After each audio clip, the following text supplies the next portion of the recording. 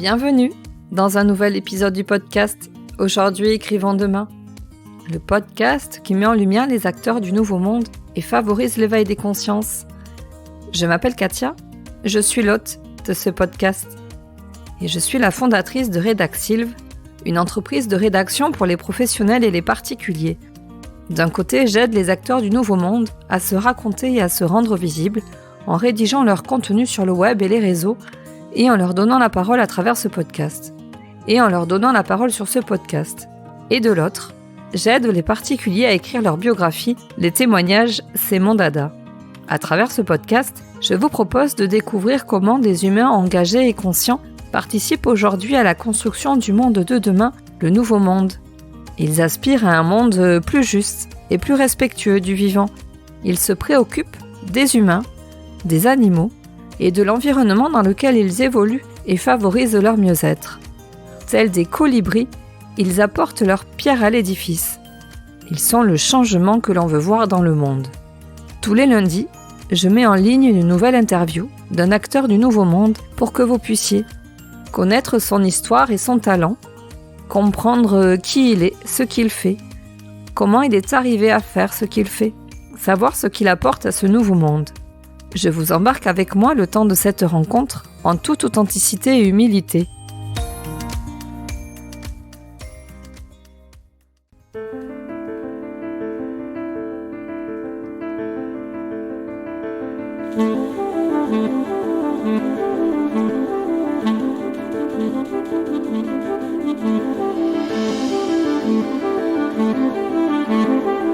Aujourd'hui, Geoffrey Seco me fait l'honneur d'être mon invité. Notre rencontre est un magnifique clin d'œil de la vie, une synchronicité de plus. Je vous raconte.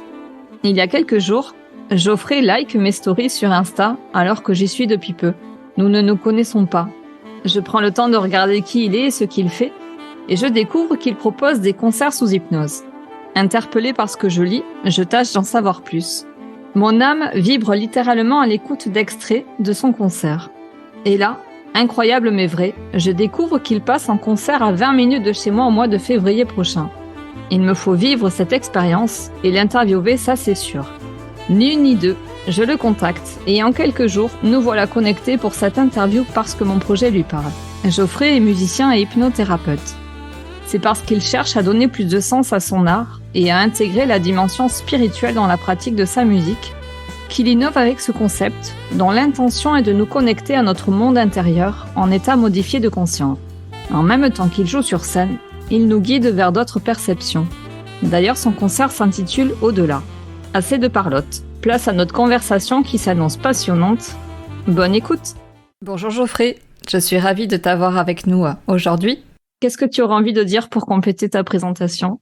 Bonjour Katia, bonjour à tous ceux qui nous écoutent. Qu'est-ce que j'ai envie de dire ? C'est très juste ce que tu dis, c'est ça. Effectivement, j'ai intégré l'hypnose à la musique pour me rapprocher de ce qui me semble être mon chemin, c'est-à-dire j'aime la musique, j'aime les états de conscience modifiés, j'aime la connexion à mon âme et donc j'aime contribuer à la connexion des autres.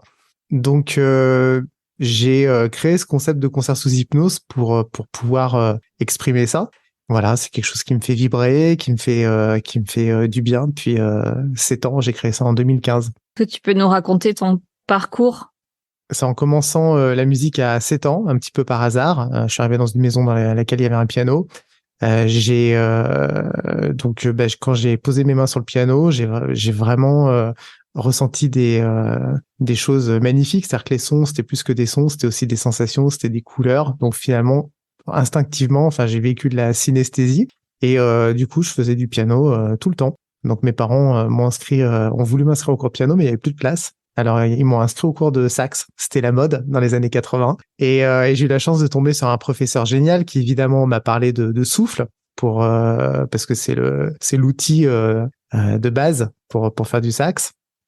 Et puis après, il y a eu les auditions. Donc, il m'a dit, voilà, pour préparer cette audition, tu vas visualiser comment tu montes sur scène, comment tu t'accordes, comment tu salues le public. Donc, il y avait déjà la notion un peu d'auto-hypnose, de coaching quand j'avais 8 ans. Et c'est quelque chose en fait qui m'a vachement plu, ces notions d'énergie, d'aller au-delà de ses peurs, bon les peurs d'une audition, ce genre de choses, de se préparer mentalement. Voilà. Et puis après quand j'étais ado, je suis rentré dans un groupe qui s'appelait Carpe Diem où pareil il y avait un autre prof génial d'ailleurs qui est devenu chaman par la suite. Et donc ce groupe on l'a gardé jusqu'à la vingtaine et vers 20 ans après on faisait des huttes de sudation avec lui, donc ce qu'on appelle les temazcal dans je sais plus quelle langue amérindienne. Mais bon, bref, en tout cas, quand on était ado, on se disait cette année, qu'est-ce qu'on va faire? Ah bah allez, on va faire un concert avec un orchestre symphonique où on va inviter telle star de la chanson française. Bon, à l'époque, donc on avait invité Émile Vandelmer, qui était qui était le chanteur du groupe Émile et Images. Je sais pas si vous vous rappelez.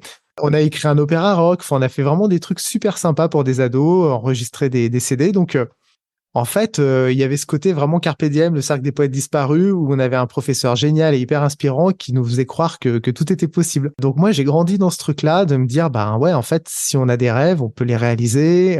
Parallèlement, je lisais les bouquins de Bernard Werber, par exemple les Thanatonautes. Donc c'est une fiction qui raconte comment on pourrait explorer l'au-delà en se mettant comment volontairement en état de mort imminente, comment créer des expériences de mort imminente assistées, on va dire.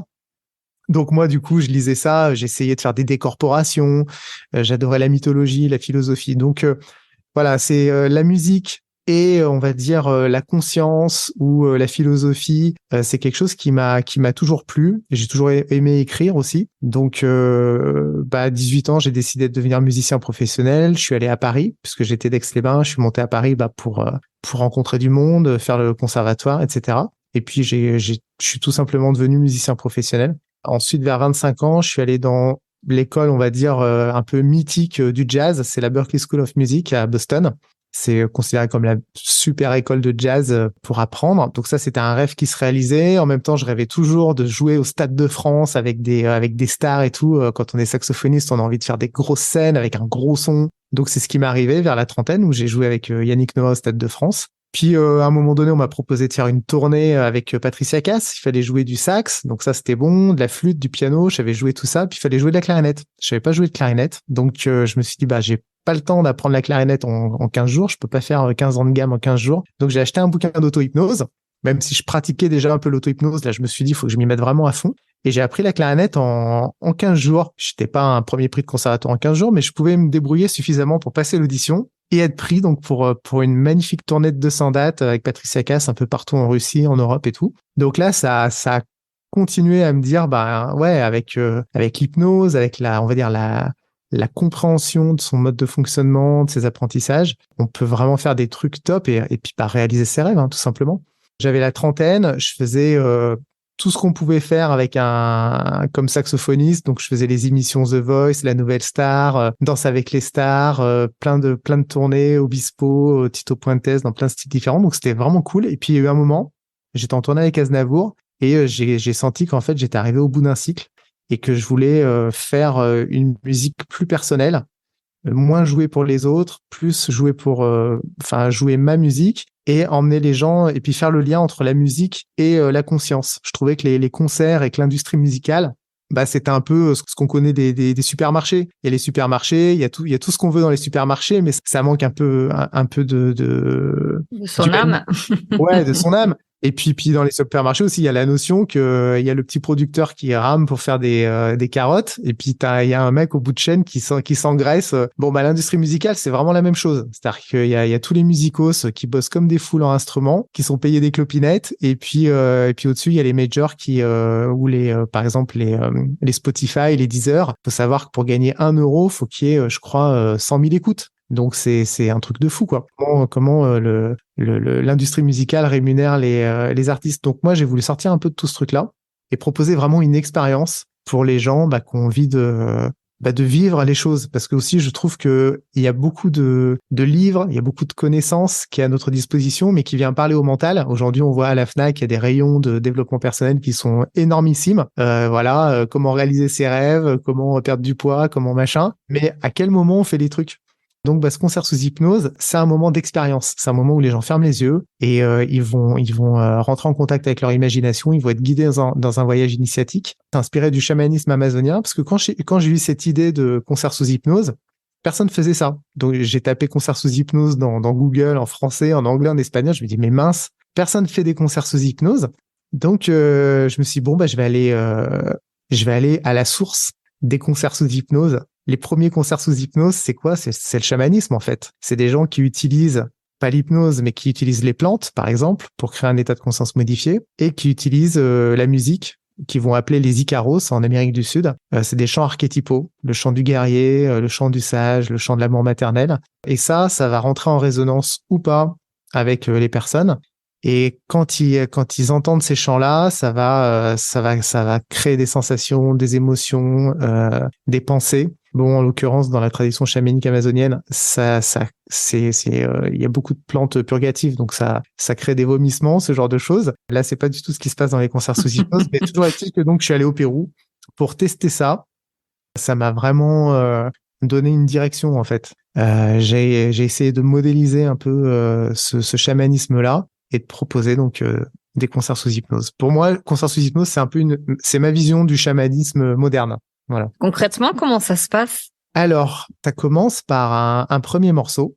Ensuite, déjà pour dire voilà, on est des musiciens, vous êtes là à un concert et en plus c'est vraiment des super musiciens. Sur scène, on est 4 ou 5, ça dépend des concerts parce que j'ai 2 concerts. J'en ai un qui s'appelle Le Voyage du Héros et l'autre qui s'appelle Au-delà.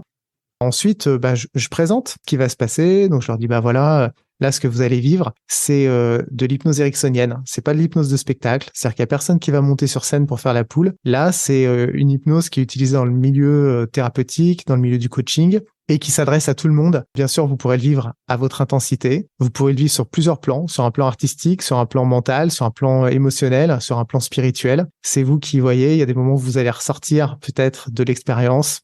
Ouvrez les yeux, focalisez sur un point, prenez quelques respirations, puis replongez dedans. Donc, je fais ce qu'on appelle un discours pré-hypnotique. C'est ce que ferait n'importe quel thérapeute au début d'une consultation pour mettre les personnes à l'aise, pour leur dire que vraiment elles peuvent se sentir en confiance, qu'elles sont libres de faire tout ce qu'elles veulent. Je leur dis même, vous êtes libres de pas m'écouter, vous êtes libres de remplacer mes mots par d'autres mots qui vous conviennent davantage. Donc, je pose des fusibles, qu'on appelle des fusibles. C'est vraiment que les personnes, elles aillent pas dans des endroits qui les mettent mal à l'aise, même si dans le concert, il y a un moment où je les emmène regarder les zones d'ombre, si elles le veulent. Après commence une phase d'induction. Donc la phase d'induction, pareil, dans une séance d'hypnothérapie, c'est le moment où on met la personne en état d'hypnose. Donc évidemment, je mets de la musique pour là. Donc là, il y a les musiciens qui jouent. C'est beaucoup d'improvisation. Je leur fais des signes. Je fais un peu le chef d'orchestre en même temps. Enfin, discrètement, je reste toujours face au public. Mais voilà, il y a la musique. Moi, je commence à parler pour induire de l'hypnose. Donc, c'est il y a plein de techniques, mais avec le souffle, avec les sensations. J'utilise le son. Donc, je leur dis, bah voilà, vous allez recevoir un son dans la main parce que ce soir, les sons, ça va être les moyens de transport. Ils vont vous emmener quelque part, comme si les sons avaient des couleurs. Donc, en fait, moi, je retourne dans tout ce qui m'a touché quand j'étais petit, la synesthésie. Quel est le poids de ce son? Quelle est sa température, sa couleur? Où est-ce qu'il vous emmène, etc. Donc, c'est vrai que c'est chouette parce qu'il y a les gens qui entendent la musique comme ils l'ont jamais entendue. Du coup, avec ce début de concert, il y a même une personne un jour qui m'a dit qu'elle était à musique. C'est-à-dire que la musique ne lui parlait pas, qu'elle avait fait plein de thérapies pour essayer de retrouver ce sens de la musique. Il faut savoir que c'est vraiment très rare, la musique. Il y a des gens qui n'aiment pas la musique, d'autres qui sont pas sensibles, mais tout le monde ressent la musique d'une façon ou d'une autre. Elle, vraiment, ça lui faisait rien, quoi. C'est comme si vous aviez perdu le goût, l'odorat. Et ben là, avec ce concert, elle a retrouvé le goût, justement, de la musique. Elle a retrouvé l'odorat de la musique grâce à ses synesthésies, en fait. Ça l'a aidé à se câbler. Donc, il y a une espèce d'amplification de la sensibilité, des perceptions au départ, puis ensuite le voyage commence. Pour le voyage du héros, c'est un voyage qui est inspiré du livre culte de Joseph Campbell, qui est un mythologue américain qui en 1948 a exposé sa théorie du monomythe, comme quoi donc tous les mythes de toute notre humanité seraient construits sur la même architecture. Et ça a été repris par beaucoup de scénaristes américains qui ont fait les chefs-d'œuvre qu'on connaît, genre Star Wars, Harry Potter, Matrix, donc qui reprennent vraiment ce voyage du héros. C'est-à-dire c'est un mec lambda qui à un moment donné ressent comme une sorte d'appel de mission de vie. Soit il a le choix d'y aller ou il a le choix de pas d'y aller. Donc dans Matrix par exemple, c'est la pilule rouge, la pilule bleue. Si tu prends la pilule bleue, t'oublies que t'es un héros et tout redevient comme avant et tu te poses pas de questions. Si tu prends la pilule rouge, tu vas dans la Matrix, tu vois l'envers du décor et tu commences un chemin initiatique qui va être difficile, mais qui va te permettre d'aller de l'autre côté du miroir, quoi. Et donc, on a la même notion avec Harry Potter quand il saute dans le poteau pour aller sur le quai trois quarts. Donc, il y a une prise de risque. Et c'est chaud dans le poteau, faut que j'ai confiance. Est-ce que ce poteau, il est vraiment transparent ou est-ce que je vais me faire une énorme bosse? Voilà, Alice au pays des merveilles, elle prend une potion pour rapetissir, rentrer dans le terrier. Donc, il y a vraiment cette notion de seuil. Et puis ensuite, le héros va rencontrer tout un tas d'épreuves. Et donc, il y a plein de psys dans les années 70 qui se sont dit, mais finalement, on est tous les héros de notre propre histoire. On a tous des aspirations profondes, des épreuves à dépasser et l'envie de s'en sortir. Et donc, il y a des hypnos qui ont créé un protocole d'hypnose qui s'appelle le score. Alors après, je pense que ça dépend des écoles d'hypnose, mais moi, tel que je l'ai appris, c'est ça. Et quand je l'ai appris et que je l'ai vécu surtout, j'ai trouvé ça génial. Donc, ça m'a donné envie de faire un score à taille de concert, donc pour 500, 800 personnes. Donc, c'est ça le voyage du héros. C'est le public qui vient à un score, donc qui va se connecter à ses aspirations, qui va rencontrer qu'est-ce qui l'empêche, quelle croyance l'empêche de réaliser ça, quelle capacité, qu'est-ce qu'il a en lui, quelles ressources il a pour y arriver, et puis futurisation, tout ça de façon un peu métaphorique, un peu mythologique. Voilà, ça c'est donc là le public rentre dans la phase, on va dire, de un peu de transformation. Donc c'est le scénario qui est proposé. Et pour l'autre concert, donc qui s'appelle Au-delà, eh bien là le scénario qui est proposé, c'est le scénario, on va dire, type d'une expérience de mort imminente. Parce que une expérience de mort imminente, en soi, c'est transformant, c'est initiatique. Parce que les personnes qui ont vécu des expériences de mort imminente, elles reçoivent des messages, elles se connectent à l'amour inconditionnel, et quand elles reviennent à la vie, enfin, en tout cas, qu'elles redeviennent conscientes, eh ben, ça transforme leur vie. Ça, l'amour est au centre de leur vie, elles n'ont plus peur de la mort, donc elles ont plus peur de la vie, elles sont plus dans l'instant présent. Elles ont vécu un voyage initiatique qui fait qu'elles sont devenues un peu des héros aussi. Donc, j'utilise ce scénario-là, qui est bien décrit par le psychiatre Bruce Grayson, qui est un psychiatre qui, je crois, dans les années 90, a reçu beaucoup de témoignages de gens qui avaient fait des expériences de mort imminente, et qui a décrypté, en fait, qui a perçu qu'en fait, ils passaient tous par les mêmes étapes. Donc, il y a 16 étapes. Sortie de corps, sensation de revoir toute la vie, de la juger à l'aune de l'amour, rentrer dans un tunnel lumineux, rencontrer un être de lumière, donc ça peut être un proche disparu ou ce qu'on veut selon sa culture. Sensation d'arriver à une ultime frontière, ce genre de choses. Il y a 16 étapes comme ça.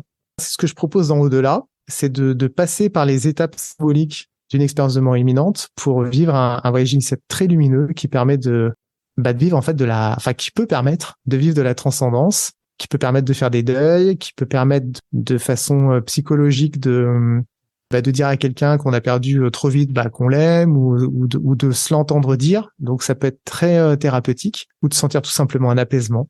Voilà ce que je peux dire sur comment se passe le concert. Et puis après, il y a un retour avec une petite phase d'intégration. Tout ce que vous avez vécu s'intègre en vous. Vous pourrez l'utiliser de façon consciente ou inconsciente quand vous en aurez besoin.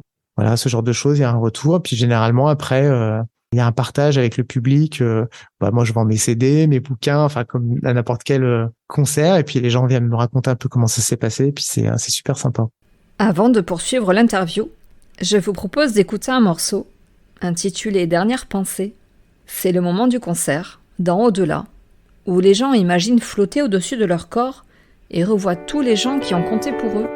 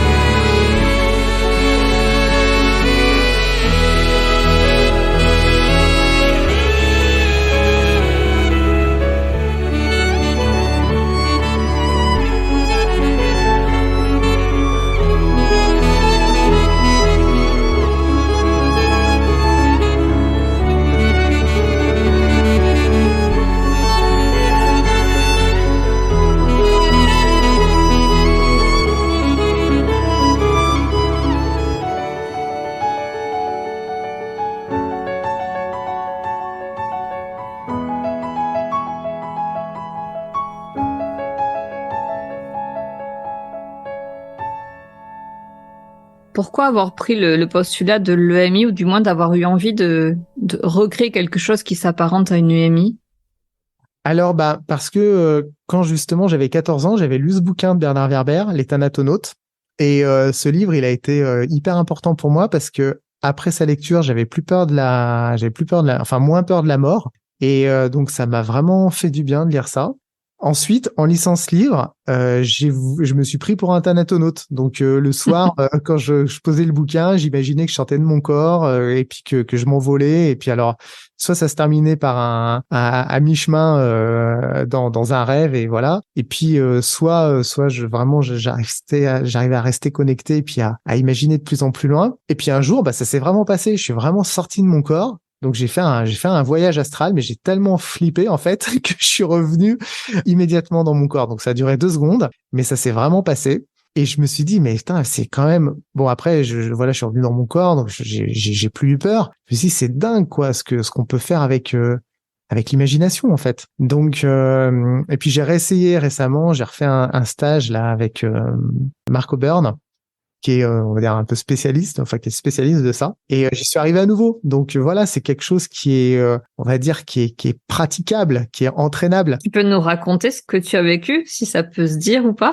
Donc une expérience de décorporation. Ouais, c'est ça, hein, ce qui s'appelle aussi un voyage astral, exactement. Donc il y a ce gars que je vous invite à suivre, c'est Mark O'Byrne, donc qui est, on va dire, un peu le spécialiste, même s'il y en a d'autres, mais on va dire que c'est le plus connu. Lui, c'est vraiment une qualité qu'il a. Il fait des voyages astro tous les soirs. Enfin, c'est vraiment son truc. Et il propose des stages. Donc moi, j'y suis allé. Je me suis dit, bon, allez, la dernière fois que j'ai fait un voyage astral, j'avais 13 ans. Là, je vais m'y remettre et puis je vais essayer de pas flipper cette fois. Donc c'est un stage sur 3 jours. Donc, il nous donne plein de clés pour y arriver. Bien sûr, il y a beaucoup de visualisation, il y a de travail énergétique. On travaille avec la lampe Lucia. Bon, il y a tout un process. Dès la première nuit, on peut essayer. Et bon, moi, la deuxième nuit, donc j'ai vraiment suivi très scolairement le process. La deuxième nuit, je suis à nouveau sorti de mon corps. Mais alors cette fois, j'étais tellement content. Pareil, je suis revenu immédiatement. En fait, il faut arriver à pas avoir trop d'émotions. Donc sinon ça interrompt ouais, en fait l'émotionnel en fait va tout de suite ça crée un truc qui fait qu'on est tout de suite ramené au corps. Et ce qu'il y a aussi, c'est qu'il y a une distance dans laquelle on peut se faire rappeler très très vite. Donc quand tu sors de ton corps, tu te retrouves à 2, 3, 4 mètres. Donc dans les 5 premières secondes, si à ce moment-là tu as une émotion de peur ou de joie, t'es aspiré et là c'est foutu. Donc la maîtrise, je pense que c'est de pas être surpris par une sortie de corps, d'aller suffisamment loin pour pas être rappelé, puis après de commencer à explorer. Donc vraiment, je suis au balbutiement de ça. C'est pas du tout quelque chose que je maîtrise, mais voilà, je sais que c'est possible. Donc on est susceptible de vivre ce genre d'expérience à ton concert? Non, parce que c'est vraiment pas spontanément comme ça. Ouais, pas spontanément. Après, ça peut certainement se passer. Moi, il y a personne qui m'a dit que ça s'était passé, à part Borvo, qui est un jeune expérienceur. Qui habite à Annecy. Et l'année dernière, quand j'ai joué à Annecy, lui, comme il fait des sorties de corps tout le temps, c'est son truc. Bon, lui, il en a profité pour faire une sortie de corps, mais c'est pas du tout c'est pas la promesse des concerts sous hypnose. Je dis pas, vous allez sortir de votre corps, vous allez voir des proches disparus. C'est pas du tout ça. C'est vraiment un niveau psychologique. C'est de l'imagination. Les gens font un voyage les yeux fermés. Après, bien sûr qu'il y en a qui vont faire des trucs à un niveau énergétique, médiumnique, astral, mais c'est parce que c'est déjà leur truc, je pense. Et ça reste une expérience sensorielle et extrasensorielle. Qui est accessible à tout le monde et qui est guidée. Qui est cadré. Oui, je te disais en aparté qu'immédiatement, j'ai pensé aux ateliers de transcommunication hypnotique du docteur Charbonnier. Et voilà, il y a une petite différence avec ce que toi, tu te proposes, du moins dans l'intention, effectivement, où tu ne fais pas tout à fait la même promesse. Oui, alors, pour être allé au TCH du docteur Charbonnier, bon, déjà, la configuration est pas complètement la même. C'est-à-dire que là, lui, ça va être plus dans comment on appelle ça, un salon d'hôtel, dans des transats. Il va y avoir une 50aine de personnes confortablement installées avec un masque, comme ça ils ont même pas besoin de fermer les yeux. Et la promesse, c'est vraiment d'aller rencontrer un proche disparu en fait. Donc il y a vraiment les personnes qui viennent, c'est des personnes qui ont envie ou qui n'ont pas terminé leur deuil, qui ont envie de faire un deuil, tout ça. Donc c'est génial. Mais voilà, moi c'est pas ce que je promets parce que je trouve que c'est ça marche pas nécessairement à chaque fois, donc je trouve ça un peu délicat de promettre ça. Puis après, ben moi, ce qu'il y a, c'est que c'est un concert, donc on est 5 sur scène, il y a de la musique, il y a du gros son, il y a 500 personnes dans la salle. Donc moi, je suis musicien, c'est ça qui me plaît. Charbonnier, il est médecin, donc il a envie d'être en plus petit comité, tout ça.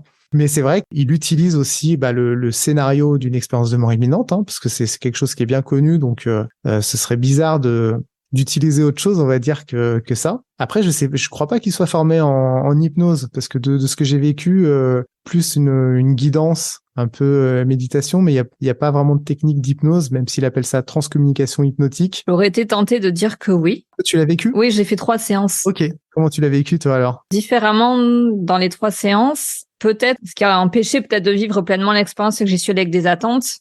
Même si on dit de ne rien attendre, je crois ne rien attendre, mais en fait, on a nécessairement des attentes dans ce qu'on peut vivre ou voilà, avec qui on peut se connecter. Ouais. J'ai pas souvenir d'avoir vécu la décorporation, mais j'ai souvenir d'avoir vécu la réincorporation dans mon corps. Donc, c'est bien que j'ai dû le quitter, mais je ne m'en suis pas souvenu. Mais j'ai eu cette sensation de réintégrer mon corps et d'être trop à l'étroit dans ce corps physique. Donc, c'était très curieux comme sensation. Et après, d'être connecté à... Oui, j'ai pu recevoir des messages qui peuvent paraître très mystiques. J'ai cru être connectée au Christ, mais dans la représentation qu'on nous en donne, donc je ne sais pas à qui j'étais connectée, au monde animalier où j'ai reçu des messages, à ma grand-mère, dernièrement, où j'ai ressenti qu'elle m'a fait un énorme câlin. Enfin, je l'ai ressenti énergétiquement. Enfin, je me suis mise à pleurer. Enfin, c'était très puissant. C'est même très difficile, en fait, de mettre des mots sur ce qu'on peut vivre et ressentir. C'est plus en termes de sensations ou quelques messages comme ça. Ouais. Ah ouais. Mais je crois que pour ton concert, c'est venir sans rien attendre de particulier, en fait, que de vraiment vivre pleinement une expérience et un concert. Disons que c'est normal de venir avec des attentes quand on fait des kilomètres. Bon, moi, une place de concert, c'est 35 €. C'est un investissement. Avec Jean-Jacques Charbonnier, c'est peut-être 80 €. Donc, forcément qu'on attend, c'est normal qu'on attende, un retour sur investissement de ça. Quand attends, je fais le déplacement, je vais passer 2 heures là-bas, ça coûte un peu d'argent. Clairement, les personnes qui viennent, en tout cas pour Jean-Jacques Charbonnier, c'est souvent pour faire un deuil. Bon, certainement pour moi aussi, hein, parce que le retour que j'ai des gens, c'est tiens, j'ai pu dire à mes 2 enfants que j'ai perdu dans un accident que je les aime, qu'ils me manquent, et eux, ils m'ont dit que tout allait bien. Et là, il y a des magnifiques réparations qui se créent. Donc, je pense qu'il se passe clairement même si la forme est différente, moi j'ai des musiciens, que lui les gens sont dans un transat, voilà, il y a des différences. Les gens, je pense, vivent et viennent vivre certainement la même chose, ouais, bien sûr. Ça peut être très très thérapeutique. Oui, très certainement. Mais justement, quel retour tu as de ceux qui participent à tes concerts? Enfin, est-ce que tu arrives à avoir des retours de leur part? Ouais, j'ai plein de retours magnifiques, soit directement après le concert, à ce moment d'échange, soit après par message, des gens qui sont un peu plus réservés, ou parce que je sais pas, il y avait trop de monde à la fin, et puis qui me racontent. Mais il y a des très beaux témoignages, et puis des fois des choses auxquelles on s'attend pas, parce que quand on rentre dans un état de conscience modifié, on se connecte à un champ qui est très large, et qui parfois nous amène des choses auxquelles on n'aurait jamais pu imaginer. Par exemple, moi, il y avait une personne qui est venue me voir à un concert et qui me dit, écoute, je reviens en fait à ton concert, c'est la deuxième fois que je viens, parce que la première fois, c'était il y a 1 an, donc c'était le concert sur l'au-delà. Et là, il me raconte son histoire. Il me dit, la première fois que je suis venu, il y a 1 an, concert sur l'au-delà, j'ai compris qu'il fallait dire aux gens qu'on aime, qu'on les aime. Et il me dit, moi, j'avais jamais dit je t'aime à mon père. Donc, le lendemain du concert, il dit je t'aime à son père. Et le soir, son père, il rentre jamais. En fait, il a fait une crise cardiaque. Donc, 1 an après, ce jeune-là, il vient me voir, et donc il me raconte ça, et il me dit, voilà, je voulais te remercier parce que j'ai pu dire je t'aime à mon père avant qu'il meure, et je savais pas qu'il allait mourir, et j'ai pu le faire, donc c'est vraiment une chance. Et puis ce soir au concert, je l'ai vu, et ça m'a fait du bien. Et quand les gens disent je l'ai vu, il y en a vraiment, ils ont tellement l'impression qu'ils l'ont vu, que vraiment ils ont l'impression d'avoir vu un esprit. Ou pour d'autres, ça reste à un niveau plus psychologique, de l'imaginaire, une sorte un peu d'hallucination. Pour d'autres aussi, c'est beaucoup des sensations. C'est vrai qu'on dit, j'ai vu mon père, mais en fait, on l'a ressenti, on a retrouvé presque un parfum des fois. Ça peut être une caresse, ça peut être quelque chose comme ça, un frisson. Donc, mais les gens savent immédiatement qui c'est. Donc c'est ce genre de choses qui se passent et qui sont un peu inexplicables, et qui sont très belles. Et pour d'autres, vraiment aussi, je tiens vraiment à être honnête, hein, pour d'autres, bah, c'est juste un moment de détente où ils vont ressentir mieux la musique. Par exemple, cette étape de la rencontre, ben, ils vont la zapper, mais ils vont revoir leur vie, ils vont voir qu'est-ce qu'ils ont besoin de changer dans leur vie. Enfin, chacun vit un peu le voyage qu'il a besoin de vivre, en fait. Je me posais la question, comment la profession a accueilli ton concept, puisque tu dis que tu es le premier à avoir créé ça. Alors, la profession des hypnos. Ouais, des hypnos, même des musiciens, des artistes. Enfin, quand t'as dit, voilà, je vais créer des concerts sous hypnose, quelle a été la réaction, quel accueil tu as eu? Alors, en fait, dans la profession, c'est très, très large parce que, par exemple, côté musicien, donc moi, je connais plein de musiciens à Paris parce que c'est mon métier depuis 20 ans. Donc, je connais plein de guitaristes, de batteurs, de pianistes, de chanteurs. Donc, tous ces copains-là, ils m'ont dit, ah, c'est génial, t'as trouvé une super idée. Et puis, c'est vrai que je coach aussi des musiciens parce que le problème qu'on a, nous, les musiciens, c'est que quand on dit on fait de la musique, les gens, ils disent, ah, t'as de la chance, tu vis de ta passion et tout. La réalité, c'est quand t'es musicien, tu vis pas tant que ça de ta passion. Parce que quand tu es musicien, qu'est-ce qui se passe? Tu vas jouer pour des mariages, tu vas jouer pour des cocktails, tu joues pas spécialement ta musique, tu donnes des cours, t'es crevé, t'as pas envie de donner de cours, mais c'est le seul moyen de gagner de l'argent. Donc en fait, il y a la plupart des musiciens, ils font de la musique, on va dire, alimentaire, et des trucs qui les font pas complètement vibrer. Et en même temps, quand tu es musicien, c'est dur de se dire, mince, j'ai bossé 10 heures par jour pendant 10 ans mon instrument, et en fait, je me rends compte que le métier en soi n'est pas extraordinaire, et c'est difficile je sais pas, à 40 ans de se dire, je vais faire autre chose, ou même si on en connaît. Donc finalement, il y a peu de musiciens. Et je connais beaucoup de musiciens qui me disent, je suis en train de travailler sur mon album solo, mais ça coûte hyper cher d'enregistrer un album, c'est 30 000 euros. Après, faut faire une com, faut louer des salles. Enfin, c'est un investissement de fou et qui en plus n'est pas spécialement compatible avec le cerveau d'un musicien parce que ça demande une rigueur, une organisation que nous, on n'a pas spécialement, ou en tout cas pas sous cette forme-là. Donc, ça a été hyper bien pris chez mes copains musiciens qui se sont dit, tiens, t'as trouvé une façon de jouer ta propre musique, de faire du bien aux gens, etc., etc. En sachant que ça se fait pas du jour au lendemain parce que faut commencer par des petites salles, des fois c'est pas rempli, donc je peux pas en faire 50 par an. Il y avait une époque où chaque concert, ça me coûtait entre 1000 et 2000 euros. Et j'en faisais un ou deux par mois. Donc du coup, je travaillais comme un fou. Je faisais justement plein de mariages parce que c'est ce qui paye généralement le mieux quand on est musicien. Donc je faisais des mariages pour financer ça et je voyais pas comment j'allais m'en sortir.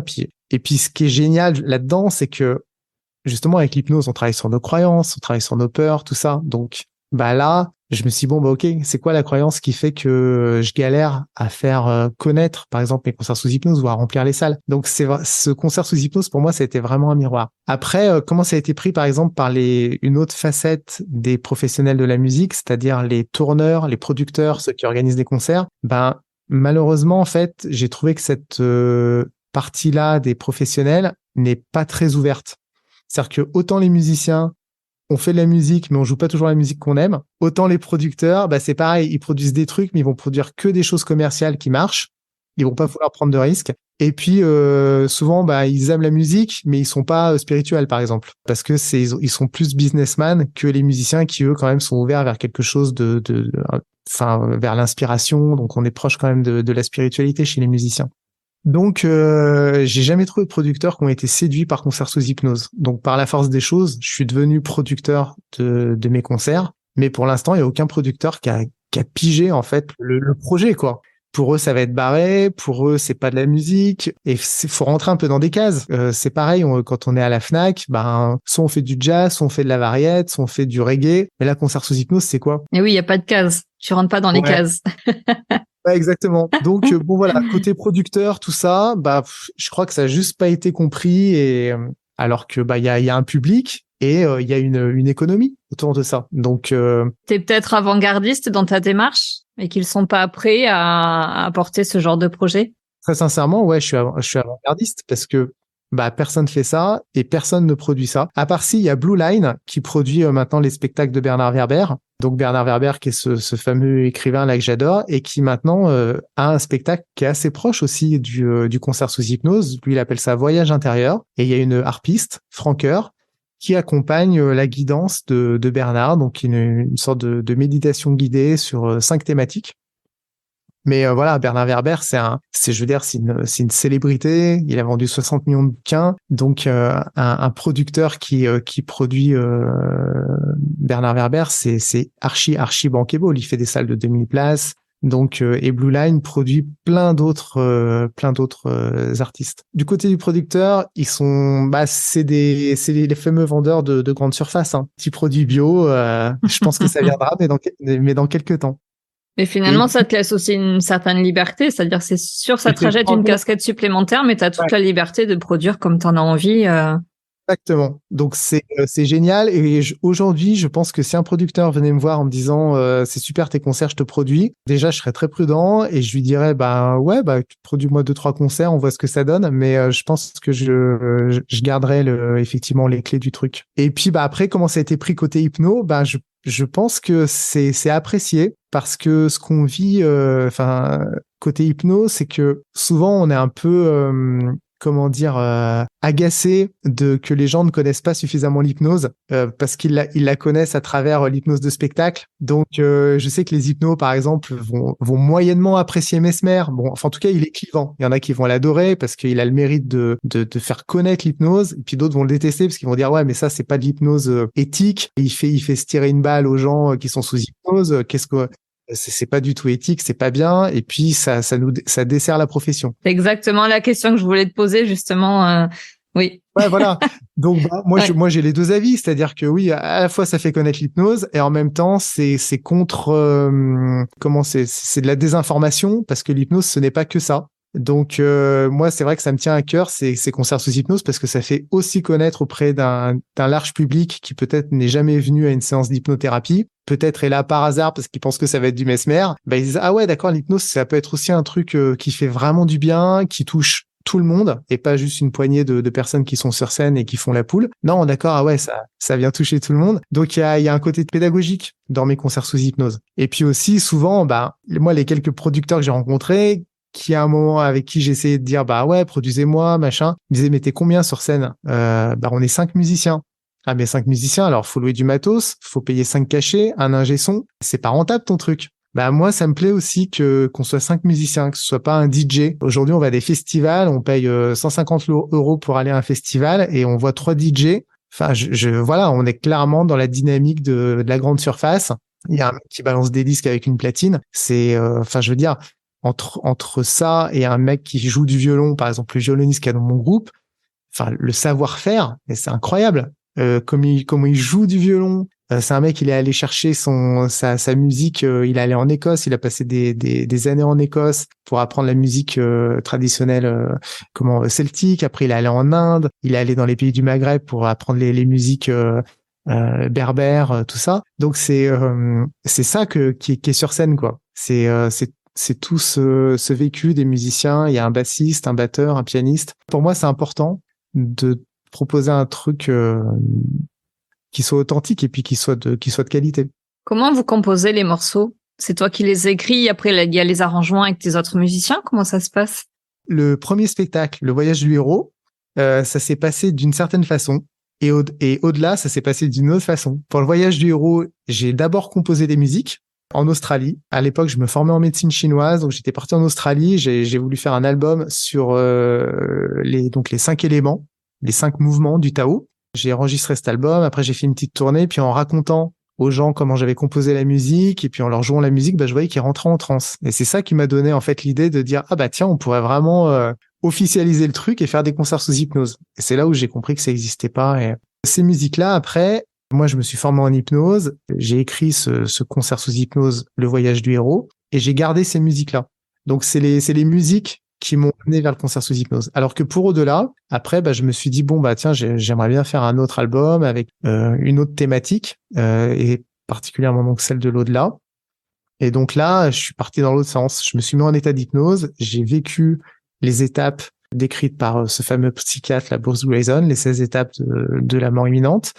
Et en les vivant, en ressentant l'extase, la connexion, la dissolution de l'ego, enfin tous ces trucs-là, je me suis dit, tiens, c'est quelle musique qui irait avec ça? Donc là, j'ai plus composé les musiques comme j'aurais composé une musique de film en fonction de l'émotion que je voulais ressentir et que je voulais faire ressentir. Et je pense que les prochains concerts, je vais faire comme ça. parce que j'ai envie d'écrire un concert sur la réincarnation. Un autre aussi, sur un peu l'alchimie, enfin les éléments, tout ça. Voilà. Plein d'idées, plein de projets en perspective. Ouais. Je vais me poser une question. Juste tout à l'heure, tu disais qu'avec l'hypnose, tu pouvais nous amener parfois dans nos endroits un peu sombres. Alors après, on était libre ou pas d'y aller. On est donc en collectif. Est-ce que tu protèges, nettoies les lieux? Oui, alors la première fois que je suis allé au Pérou, donc quand j'ai eu cette idée de concert sous hypnose et que je suis allé, on va dire, m'inspirer là-bas, je suis allé au centre Takiwazi, qui est un centre qui est une super adresse pour ceux qui veulent s'initier, avoir une expérience chamanique. C'est un médecin français qui s'appelle Jacques Mabi qui tient ce centre, qui à la base est un centre de désintox. Donc lui, c'est vraiment son métier, c'est d'aider les gens à sortir de leurs addictions. Et puis de temps en temps, il ouvre les portes de son centre à des séminaires d'initiation, et c'est ce qui va financer son centre, parce que les gens qui viennent dans son centre, c'est les gens toxicomanes, qui ont vécu, qui ont pas spécialement d'argent et tout. Donc lui, voilà, c'est ça son business plan, c'est financer son centre avec des séminaires. Donc moi, j'y suis allé dans ce cadre-là. Et puis au début de la cérémonie, tu le vois avec les encens, les prières, les trucs, tu dis, oula, je suis tombé dans quelle secte, là, c'est quoi ce truc? Et puis après, quand tu vis la cérémonie, moi j'ai vécu un truc, mais c'est truc de fou, comme tous ceux qui prennent de l'ayahuasca, hein, généralement. Et j'ai compris l'importance de protéger les lieux, de faire des prières, de nettoyer, tout ça. Donc, à la fin, même si concert sous hypnose, c'est pas du tout de cette envergure-là, parce qu'avec le chamanisme, vraiment, on rentre en contact avec les esprits, pour moi, c'est quand même vraiment autre chose, même si je pense que peut-être avec l'hypnose, on peut arriver à ce niveau-là, mais en tout cas, moi, je n'arrive pas à ce niveau-là avec l'hypnose. Je lui ai demandé, qu'est-ce que tu fais? Qu'est-ce que tu dis comme prière? Comment tu protèges tout ça? C'est quoi la signification de ces produits? Donc, il m'a donné quelques tips. Donc, que je fais à mes concerts, plus par, comment dire, pas par superstition, mais presque par hommage à ce truc que j'ai vécu au Pérou. Je le fais dans le doute, parce que je crois pas que les concerts sous hypnose, je pense qu'on reste vraiment à un niveau psychologique. Je pense que certains rentrent à un niveau médiopnique, etc. Mais donc je protège un peu pour ça. Donc je récite des prières. Comment dire, en aparté, c'est-à-dire que là tu nous livres l'envers du décor, ou tu le fais? Ouais. Oui, d'accord. Quand j'arrive, nous on arrive à 14h dans la salle par exemple. On s'installe, on fait la balance. Et puis moi, je vais faire un tour de la salle avec du Palo Santos en récitant les prières que Jacques m'a données. Je vais mettre des huiles essentielles sur les chakras. Et voilà. Et en fait, je fais ce qu'il me dit, même si je le ressens pas vraiment, parce que autant je vois plein de trucs avec l'hypnose ou dans les rêves et particulièrement avec l'ayahuasca. Mais quand je fais un concert, voilà, je vois pas d'esprit, de trucs comme ça. Mais des fois, je le ressens quand même. Et en même temps, tu as aussi l'énergie des lieux. Enfin, je veux dire, tu vas dans des lieux qui accueillent beaucoup de monde, donc il y a beaucoup d'énergie qui sont... Enfin, tu vois, il y a quand même, sur le plan énergétique, il peut y avoir des choses... par exemple, quand j'ai fêté la sortie du nouvel album et donc du nouveau spectacle Au-delà, je me suis dit, dans quelle salle je vais le faire à Paris. Donc, j'ai cherché les salles, et c'est vrai qu'il y a une salle qui est pas très chère, c'est le Bataclan. Je me suis dit, mais je vais jamais le faire au Bataclan. Je vais pas faire un concert sur l'au-delà au Bataclan, alors qu'il y a 2 ans, il y a eu ou 3 ans, il y a eu un énorme attentat. Donc, j'ai pris une autre salle, le Trianon. Donc voilà. Mais c'est vrai qu'il y a des moments où, enfin, moi, je sens, par exemple, que l'atmosphère se réchauffe au moment de la rencontre avec le guide. Je crois qu'il y a des concerts où il se passe vraiment des trucs, et puis des fois, en fait, c'est une illusion. C'est-à-dire que des concerts où j'ai l'impression qu'il s'est passé des choses vraiment mystiques, en fait, le public me témoigne pas spécialement d'un truc extraordinaire, transcendantal. Et puis d'autres fois où j'ai l'impression que le concert, je sens les gens un peu plus impatients ou moins dans le truc. Et puis en fait non, là je vais rester pendant 2 heures après le concert à vendre des CD, des bouquins, et les gens me disent mais c'est un truc de fou. Donc c'est très différent. Je pense que pour Jean-Jacques Charbonnier, c'est pareil. Moi, quand j'étais allé à sa séance, franchement, ça avait pas marché son truc. On était 50, il avait dit pour qui ça a marché. Il y a 2 mains qui se sont levées. Et pourtant, j'entends plein de témoignages de gens qui me disent oh là là, c'était extraordinaire, un truc de fou. Je pense que ça dépend vraiment des fois, puis que ça dépend des personnes. Moi, il y a des gens qui viennent 3 ou 4 fois au concert, qui vivent des trucs de fou à chaque fois et très différents. D'autres pour qui il se passe pas grand-chose, c'est variable. Que va-t-il se passer à Cabreton, au casino? T'es proposé de participer à mon podcast. Moi, je donne la parole aux acteurs du Nouveau Monde. Alors, c'est comme ça que j'essaie du moins de les appeler. Qu'est-ce que c'est pour toi, le Nouveau Monde? Le Nouveau Monde, qu'est-ce que c'est pour moi? Waouh, sacrée question. Ben, le Nouveau Monde, quoi qu'il se passe, c'est le monde dans la prochaine seconde. Voilà, ça y est, maintenant, tac, on est dans le Nouveau Monde. Qu'est-ce qu'on a pensé la seconde d'avant pour le créer? Voilà, qu'est-ce qu'on pense maintenant pour créer le prochain monde dans une seconde? Donc le Nouveau Monde, c'est à chacun d'entre nous de le créer et donc de se créer son nouveau monde. Hein. Enfin voilà, c'est un peu bateau ce que je vais dire, mais il y a la fameuse phrase de Gandhi. Hein, on est le changement qu'on veut voir dans le monde. Donc à nous de changer nos perceptions, nos pensées pour se créer un monde encore plus positif. Quelle pierre est-ce que tu penses apporter à l'édifice, à ce nouveau monde? Eh bien, moi, j'essaye d'être heureux dans ma vie, d'écouter l'équilibre dont j'ai besoin. Donc là, on parle des concerts sous hypnose, mais pour faire ces concerts sous hypnose, moi, j'ai besoin de faire un peu de surf, d'être peinard, d'avoir du temps pour composer, pour bouquiner, pour aller à des expos. Donc, j'essaye d'écouter ça. J'essaye de me créer la liberté de vivre ça. Et j'espère qu'en créant ça, eh bien, mon entourage proche et moins proche, celui du public, ça va pouvoir l'inspirer, lui donner envie de faire la même chose. Et puis j'essaye de pas écouter les infos. Je n'écoute pas les infos, j'ai pas de télé, j'essaie de bien m'alimenter, j'essaie d'avoir des bonnes pensées. Quand j'ai peur, quand j'ai des croyances pourries, j'essaie de les dégager. Ce qui je trouve peut être négatif dans le monde, je lui donne pas d'importance. Je me dis que si on donne pas d'importance en ce qui me concerne aux politiques, si ils existeraient pas en fait, si on regardait pas la télé, si ils serviraient plus à rien quoi. J'essaie de fonctionner comme ça. C'est le parti pris effectivement aussi de ce podcast, de mettre en lumière tous ceux qui œuvrent pour notre humanité, pour le bien de notre humanité. Ouais. Donc ça va dans ce sens-là. Ouais. Ah ouais, j'essaie de faire un truc qui est utile là. C'est faire juste des concerts, ça me paraissait plus très utile à un moment donné. Là, concert sous hypnose, ça me paraît utile parce que voilà, comme on disait, c'est pédagogique. Qu'est-ce que c'est l'hypnose ericksonienne? Est-ce que ça peut faire du bien? Peut-être qu'il y a des gens suite à ça qui vont se dire tiens, je vais faire un travail personnel là-dessus. Voilà, ça fait bosser aussi toute une économie autour de moi parce que il y a des musiciens qui vont faire 25 concerts cette année. C'est la moitié d'une intermittence, donc ça leur permet d'avoir un demi-statut, ce qui est pas rien. Voilà, je loue des salles, je fais travailler des graphistes, des régisseurs, des Instagrammeurs.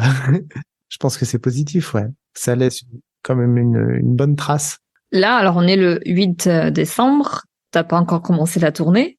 Ou si? Alors, j'ai fait une date à Paris et il y en a une le 10 décembre, dimanche, là, à Paris aussi. On est au tout début de la tournée. Comment ça s'est passé, la première? Extraordinaire. Ouais, génial. Ouais, vraiment bien. On a bien joué. On a eu des super retours du public. Il y a eu beaucoup de professionnels aussi qui sont venus, justement, des journalistes. Alors, ça, on n'a pas parlé d'eux, mais le concert est très bien accueilli par les journalistes, parce que c'est nouveau aussi. Après, je trouve aussi que les journalistes, il y en a qui s'intéressent à la nouveauté et à l'art, qui soutiennent les artistes parce qu'on a vraiment besoin de soutien avec le Covid, avec les droits qu'on se fait complètement spoiler avec Netflix et Spotify et compagnie. Hein. Clairement, là, on s'est fait avoir grave. Je trouve que certains journalistes ne jouent pas le jeu, c'est-à-dire qu'ils vont parler pendant 1000 ans de la guerre qu'il y a à Gaza, mais la bande de Gaza, mais je trouve que là en tout cas ils sont venus puis ils ont parlé du spectacle, donc c'est pas mal. J'ai vu sur ton site que tu as pas mal d'articles, beaucoup de journaux quand même qui sont venus t'écouter, qui ont écrit quelque chose sur toi. Ouais. Non. Une mobilisation des médias et des journaux. C'est un travail de fou pour les avoir. Un travail colossal. Et sans ce travail, en fait, le concert peut pas exister parce que du coup, il y a pas de public et puis il se passe rien. Donc, on est obligé de passer par la communication, ouais. Moi, je le fais localement à mon niveau. Comme je t'ai dit, j'ai des réponses positives, en tout cas, quand j'en parle et on me dit, ah oui, mais je prends mon billet, je viens, parce que vraiment une expérience à vivre. Ouais. Ah ouais, mais c'est génial. On approche de la fin de l'interview. Est-ce qu'il y a une question que je ne t'ai pas posée que tu aurais aimé que je te pose? Alors, qu'est-ce que ça pourrait être Alors, on n'a pas parlé peut-être de comment est-ce qu'on pouvait communiquer avec toi, mais on mettra tout ça dans la description. Enfin, sur les réseaux, comment est-ce que tu es connecté? Ouais, je suis présent sur les réseaux, sur Instagram, sur Facebook. un petit message. Sur mon site aussi, je crois qu'il y a un formulaire pour écrire. Ouais. Moi, ça me plaît de recevoir des messages, d'y répondre et tout. Ah bah, t'es assez réactif, Ouais. je confirme. Ouais. C'était bien toi. Ouais. C'était pas un community manager, c'était bien toi. Tu réponds. Ok. Est-ce qu'il y a quelque chose que tu veux nous dire pour conclure avant que je te propose un petit jeu? Qu'est-ce que j'ai envie de vous dire? De croire en vos rêves. Je pense qu'on a tous des rêves différents parce qu'on a tous une nature différente et que les rêves qu'on a sont faits pour être écoutés et certainement réalisés. Je pense que c'est très important. Juste, il y avait une petite chose que j'avais notée. Je t'ai entendu dire dans une interview avoir imaginé une vie artistique plus spirituelle et vouloir retrouver ce que tu vivais enfant. Alors, est-ce que tu vis aujourd'hui ce que tu vivais quand tu étais enfant? Ah ouais, je touche des sensations. Ouais, il y a régulièrement une petite Madeleine de Proust. On termine avec le portrait chinois. Si tu étais... Ah ouais, j'ai jamais fait ça, hein, donc je suis C'est vrai? pas préparé à ce genre de truc. Vas-y, dis-moi. Bon, ben, tu me diras si tu sais pas, il y a pas de souci. Si tu étais un plat. Si j'étais un plat, moi j'adore le pot-au-feu. Tu es bon cuisinier. Pot-au-feu, c'est pas si dur que ça à faire en fait. C'est surtout faire mijoter un truc super longtemps. Faut des bons produits, quoi. Si tu étais un livre. Les Thanatonautes de Bernard Werber. Si tu étais un dicton. Un dicton. Ou un proverbe, une devise, une expression. Oh là, moi je suis nul en dicton, mais en plus j'aime bien sortir les dictons quand ça n'a rien à voir et j'aime bien les mélanger, genre on n'a pas élevé les torchons et les serviettes ensemble. Donc ce serait une connerie comme ça, voilà. Ben on garde celui-là. Si tu étais un film. Ah, j'ai bien aimé Tenet. Ah oui. Tenet. J'ai pas compris grand-chose. Il a fait que je le vois plusieurs fois. Ouais, Tenet, j'ai bien aimé. Attends, mais c'est qui le Christopher Nolan. Christopher Nolan. Ah ouais, j'aime bien Christopher Nolan, ouais. Oui, c'est par rapport à la notion du temps. Ah, j'ai trouvé que c'était bien ficelé. La notion du temps aussi, elle est intéressante, quoi. Si tu étais un super-héros. Si j'étais un super-héros, je serais... Mais moi, j'ai envie de dire, mais je serais moi. On est tous les héros de notre propre vie. Ben, très bien. Voilà. Merci Geoffrey pour ta participation. Eh ben, merci à toi, Katia. C'est trop bien. Je suis toujours content de partager ces histoires de concert sous hypnose. Ben, on poursuivra peut-être après le concert. Ouais, carrément, ouais.